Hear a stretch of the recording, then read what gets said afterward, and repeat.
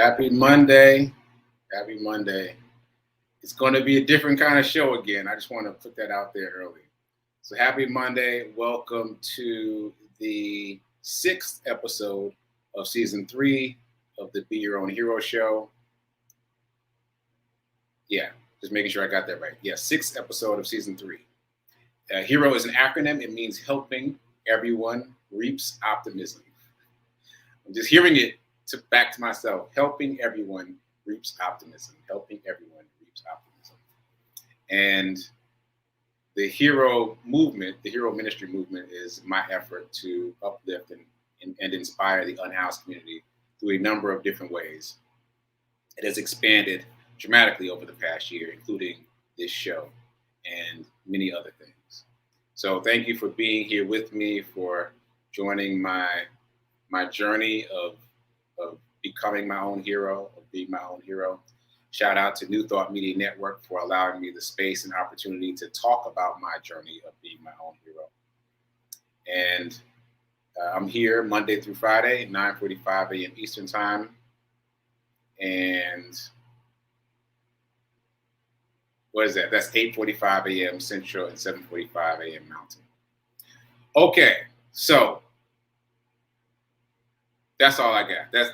That's all I have in terms of the introductory notes. Oh, quick disclaimer, I'm not a personal trainer, nor am I a financial advisor, so do your own due diligence.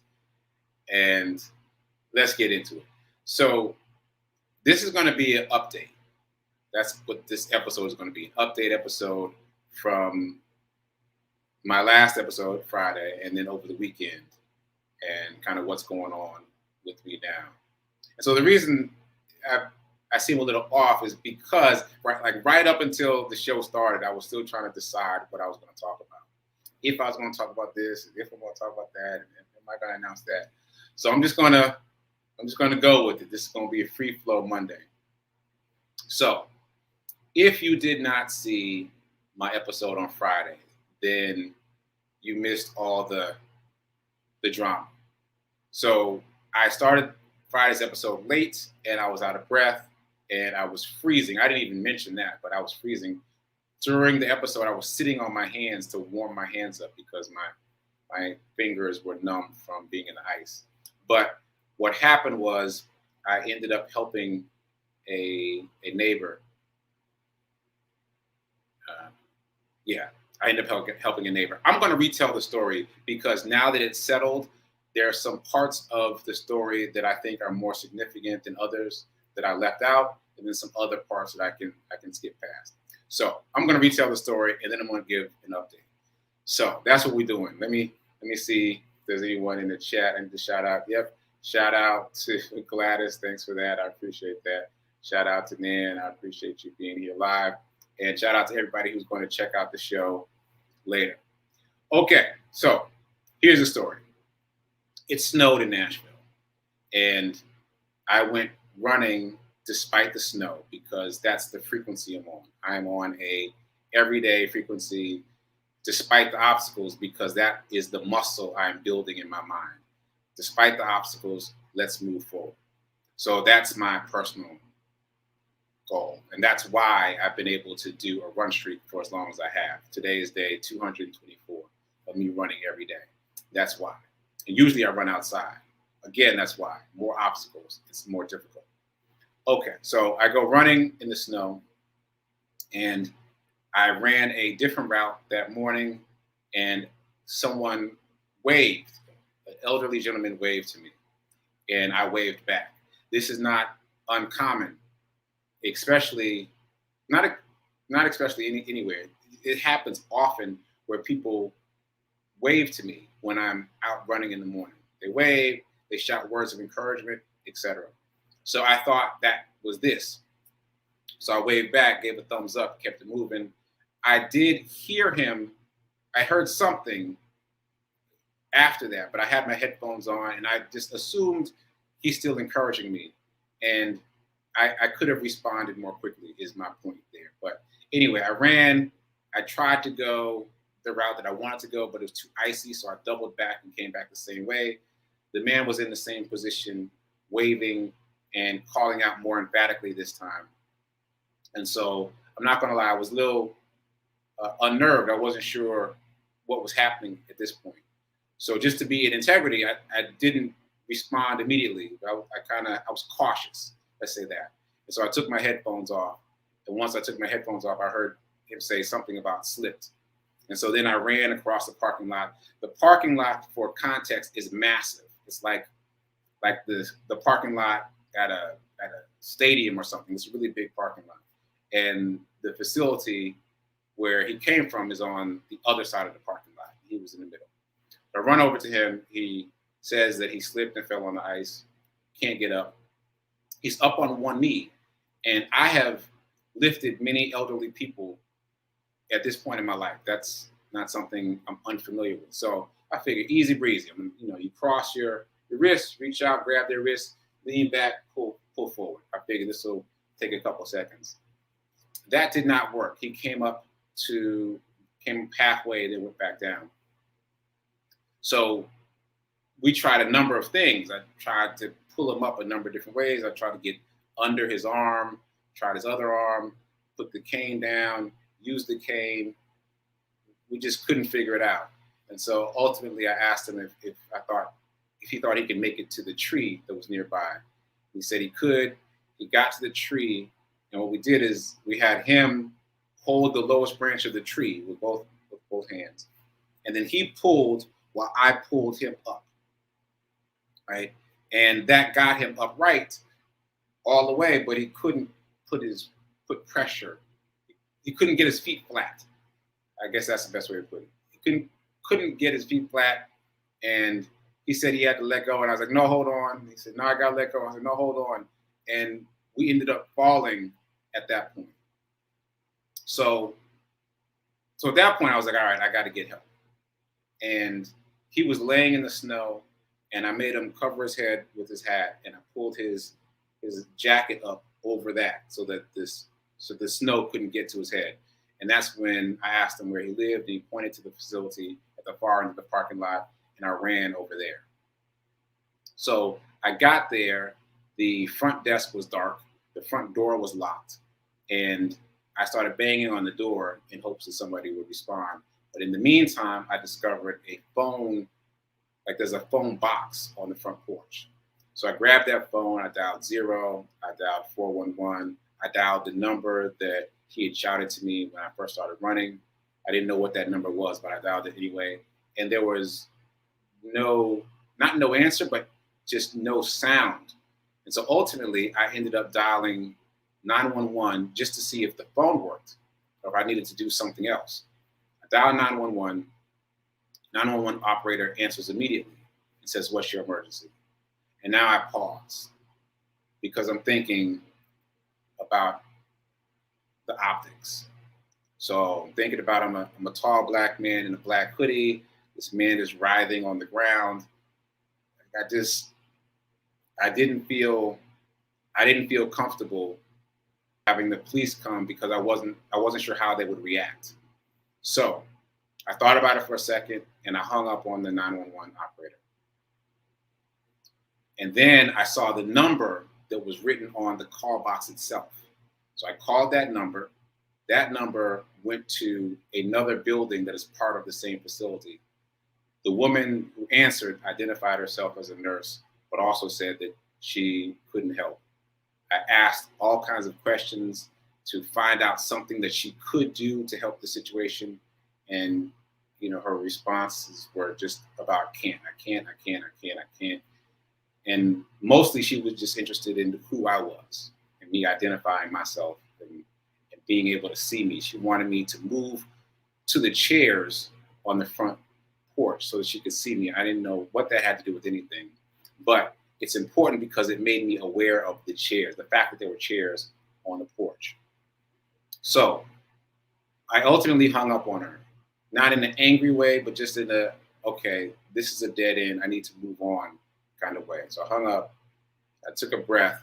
I could see Mr. Charles out there in the parking lot waving. I couldn't too far away to hear, but I could see him waving. And I wasn't sure what to do. The phone rings immediately. And I think the nurse has changed her mind. She's called back. So I answer, and it's 911 dispatch. they're calling back because I called in. And so I had a gentle, precise conversation with the dispatcher saying, listen, this is not an emergency. I don't need police. I just need help. And I am a black man in a black hoodie. I wanted to be very specific about what they would see when they arrived. And ultimately, he suggested the fire department. Thought that was a great idea. And so he put in a call to the fire department while I was on the line, and we gave them all the information. Okay. So by the time I finished that and I got back to Mr. Charles, Mr. Horace had arrived. He actually works at the facility and was just showing up for work and saw someone waving in the parking lot and assumed that it was a homeless person that needed help. That's the word he used. I've now learned to use the word unhoused. But he just assumed that this was somebody that needed help and didn't recognize Mr. Charles until he got closer. Okay, so I come over. The two of us get him up easily, but Mr. Charles can't stay. He can't stay on his feet. So Mr. Horace says he wishes that he had a chair. Then I remembered the chairs, so I ran for the chairs, got one, brought it back, and we got him settled. And it was at that point that the fire department showed up. And just to give a shout out to them, it was Station 27 of the local fire department that showed up, and they got him sorted in short order. We got him out of the chair and up into the back of the pickup truck, over to the facility, into a wheelchair, and into his apartment. Last I saw him, he was on his sofa, comfortable and happy with his remote controls. So that's the story, condensed. Okay. So obviously he's been on my mind quite a bit since then. So all that happened Friday. Saturday is the day that we usually run for Black Men Run. And because of the ice and snow, they canceled the run. But I reached out to Antoine, who I've mentioned here before, who is the person who inspired me to do a run streak. When I first met him, he was on like day 900 of his run streak. Yeah, you heard me right, 900. So I knew he was going to run. So I reached out to him and I asked him how many miles was he doing. He said 10 miles. I was like, come on, man. Come on. Let's do 3 to 5. And he was like, nah, I'm sticking with 10. So Saturday morning, I got up and out with the intention of running 3 to 5, but I'm thinking about the fact that Antoine's going to run 10. So I was like, well, I'll try for 10. So this is important also. So I decided to try for 10 miles. And I also decided to run past the facility where Mr. Charles was, where he lived. So I ran past. It was too early to knock on the door or anything, but I ran past just to lay eyes on it. I kept running much further than I would typically go. And in the process of running this route much further than I would typically go, I found a wallet. And so I held on to that wallet and I kept running. And as I kept running, more people were like, hey, which again is what I mentioned earlier in this episode. People tend to wave at me and encourage me when they see me out running. So because of Friday's experience, I just wanted to make sure they were okay. Or yeah, just keep going. And in the process of that, I saw an unhoused woman who was very cold and seemed to be in need. Okay, so I ran my full 10 miles, my first solo 10 miles. I'm very proud of myself for that. I would not have done it if he hadn't challenged me to run 10 miles. But I did my full 10 miles, and I'm still thinking about the woman I saw, the unhoused woman. So I got back, and I went back to where she was. I drove back to where she was to give her some of the stuff from the car. You remember me talking about the truck drops? Well, I had food and foodstuffs like tuna and potato chips and stuff like that from the 4th annual Hoodies for the Homeless event. So I still had some of that stuff in my mom's car. So I drove my mom's car back over to where the woman was, and she was gone, but her pallet was there. So I left some foodstuffs on her pallet, and then I found another pallet, and so I left some foodstuffs on that pallet. And then since I was over that way, I decided to drive on over to check on Mr. Charles. So I get there, and there were a group of elderly folks at the front door who didn't want to let me in at first. Shout out to them. And until we're talking through the door, they came to understand that I was the person that found Mr. Charles. They were like, "Oh, okay," and they opened the door and we talked. Turns out, Mr. Charles is in the hospital. His foot is broken, and he went to the hospital later that same day, later on Friday. One of them came to visit him, and he couldn't stand, and they called the hospital, and so he's in the hospital. His sister is involved. Okay, so that's what happened. One of the residents told me all that, and she made sure to get my number. We exchanged numbers so she could keep me updated on what happened with Mr. Charles. And so that's a whole thing. And I'm going to circle back to that in a second. And as I was leaving the facility, I ran into someone else who needed help in a much smaller way. She was trying to clean snow off of her car with a spatula. Yes, a kitchen spatula. So little moment of levity in all this kind of heaviness. And I was like, "Come on, let me help you." She's like, "No, I got it." I was like, come on, let me help you. Get out the way with that little spatula. Trying to like pancake the snow off of her car. So anyway, I used something that my mom has in her car to brush snow off. And also, once I started helping her, she started asking if I knew a mechanic, because there was something on the car she needed to have fixed. And so I ended up connecting her with a mechanic. So that became a whole interaction in and of itself. So busy Saturday. So that got squared away. And then I set about trying to find the owner of the wallet I found. So I found her on Facebook. There are only 2 people with that name that I could find. I sent a message to both of them. One of them responded back very quickly, said, "Yes, I've been looking for it. Thanks so much." And so we met at a coffee shop, and I returned her wallet. Turns out she was just visiting Nashville and needed her wallet and her ID in order to board the flight back. So she was desperately looking for the wallet. No, I don't know how it ended up where it ended up. Someone asked me that on social media. I don't know. But she'd only been missing it the night before. And to be clear, if I had not run 10 miles, I never would have run far enough to have found the wallet. So there's that serendipity. And I mentioned on social media that my mom calls these divine appointments. So the Mr. Charles situation was a divine appointment. And now here was a second divine appointment. So Friday and Saturday. So anyway, got our wallet back. And then, is that it for Saturday? I think that's it for Saturday. It was a very busy day. And then I got a text message from the facility where Mr. Charles works, the woman that I exchanged information with. She texted me to say, "God bless you in all that you're doing. I just read the article about you." And I was like, "There's an article about me?" And she was like, "Yeah, you're in the paper. I recognize you from when you stopped by to check on Mr. Charles." And so this is funny because someone had emailed me about me being in the paper, but my mom and I had gone to the newspaper website. And we didn't see anything, and then we stopped thinking about it. But apparently, I am in fact in the paper.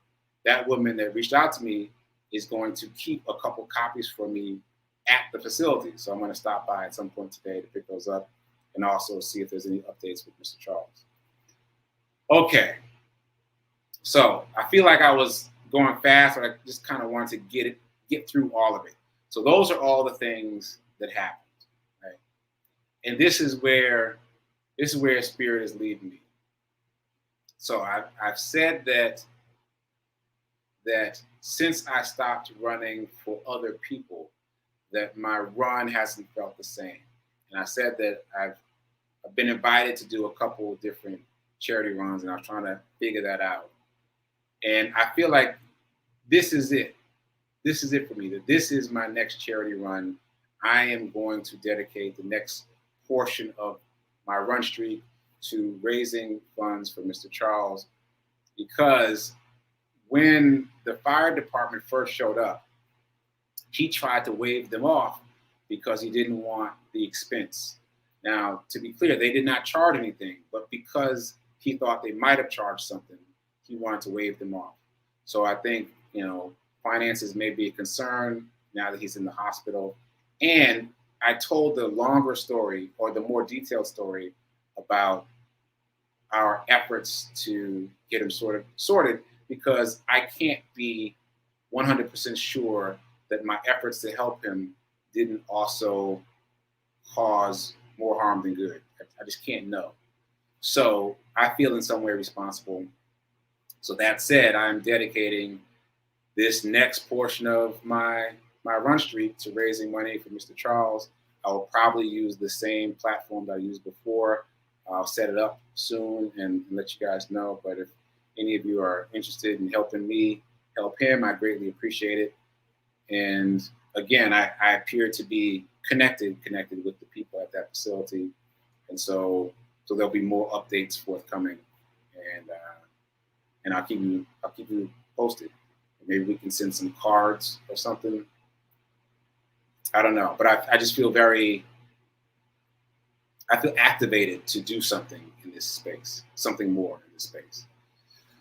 Okay, so there we go. That was my weekend, and that's my now, and that is what will be the next piece of my charity run. And I can't wait to see the article. I believe the article is about my charity run, so I can't wait to check that out. Okay, all that said, moving on. I don't even know if I'm going to get to money today because there's a couple other things I want to say. But moving on, I have mentioned a couple times that I am inviting you out there in the viewing audience to join me in a streak of your choosing. And over the weekend, that came to fruition very quickly. Several people have reached out now. So we are now a band of 4, 5 if you include me. So we've got me. I'm obviously still running at least a mile a day, every day. We've got Rev Melissa. She's doing a meditation streak. We've got Andrea. She's doing a Peloton bike riding streak. We've got Cooter's wife. That's her handle on social media. I don't know her actual name, but she reached out to say that she's going to run a mile a day. A mile a day?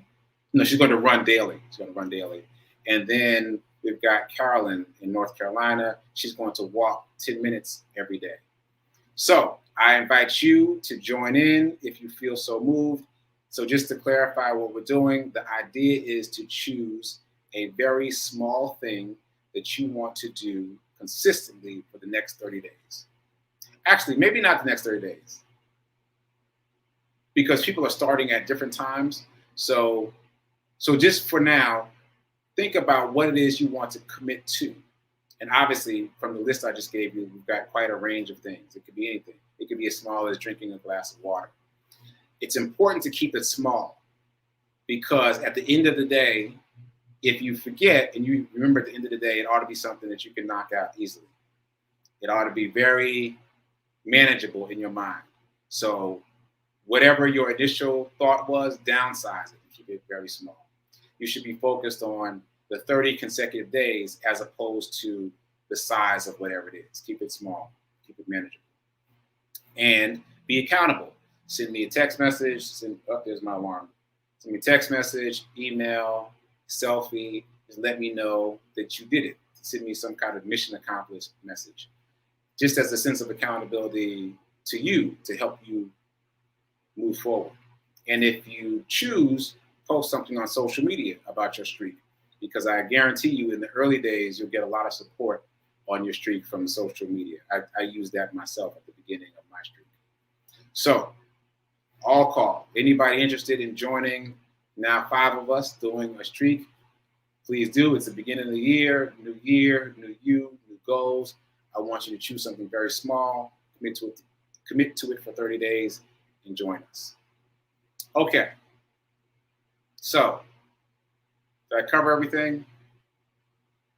For the seminar, my Get Rich 101 seminar, I decided to interview people, to talk to people about who are subject matter experts in some of the things that we've talked about. So that's my intention. I will reach out to some folks to see who I can get.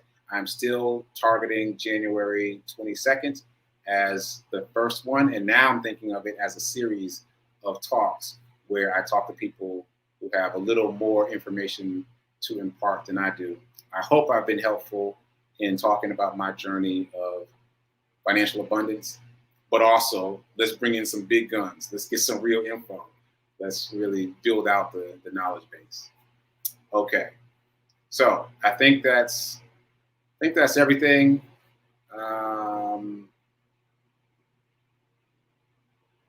Yeah, so in terms of money, in terms of wealth abundance, I really didn't prepare anything for today. So I'll just say this. Be wary of conventional wisdom about finances. I came across that in a book over the weekend, and it really resonated with me because it seems to underscore everything we've talked about. Be wary of conventional wisdom. So if everybody knows about it, if everybody's talking about it and it's about money, be cautious. Do your own research because there's probably a better solution out there. Okay, that's it. Let me hop into the chat, see what's going on. Morning, Linda. Good morning, Tim. There's that cup of coffee. Where's the water, man? Where's the water? No water pressure today. I appreciate it. Appreciate that, Gladys. I appreciate you calling me a hero. Thank you, Nan. Yeah, it was quite a moving situation. And again, it is my intention to help out further as much as I can. Oh, Gladys is on too. Great. And we got another person on the street. So we're up to 6 people riding an indoor bike for 30 minutes every day. Fantastic. Okay. And good morning, Karen. Okay. So yeah, I guess I'm ending the show early for a change today. Just to recap. Thanks, Tim. Just to recap, I am inviting you to join the streak of whatever streak you want to do. Join me in that. I'm also creating a new charity run specifically for Mr. Charles. And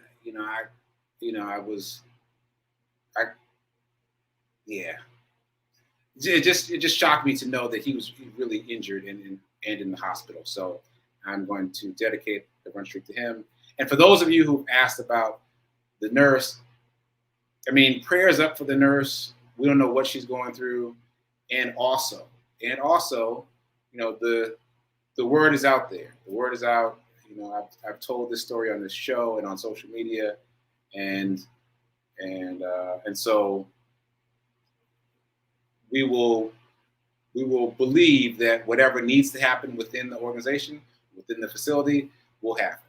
So on that note, prayers up for Mr. Charles in the hospital, and we're giving prayers up for a safe recovery, for quick, efficient healing of his foot. And I'm grateful to the universe for putting me in the place to have a divine appointment with Mr. Charles and with the young lady who lost her wallet on Saturday. So 2 divine appointments in 1 weekend. Ashe and amen. Stay tuned for prayer time coming up at 10:15, and then stay tuned for Sit with Rev Melissa coming up at 10:30. I'll be producing, and maybe I'll pop in to say a few words. Keep doing. Be a hero. Be your own hero, and you never know when you will be called to be a hero in your space. So be aware, and remember that now is better than perfect.